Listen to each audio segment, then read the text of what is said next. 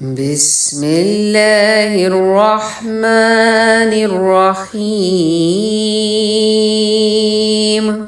يا أيها الذين آمنوا كتب عليكم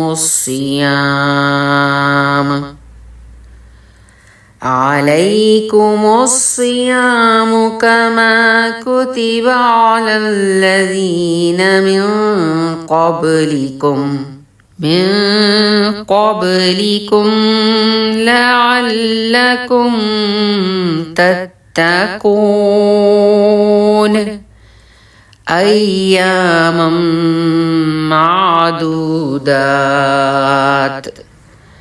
فمن كان منكم مريضا أو على سفر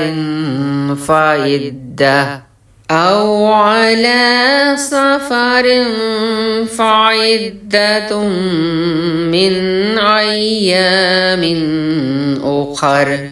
وعلى الذين يطيقونه فدية طعام مسكين.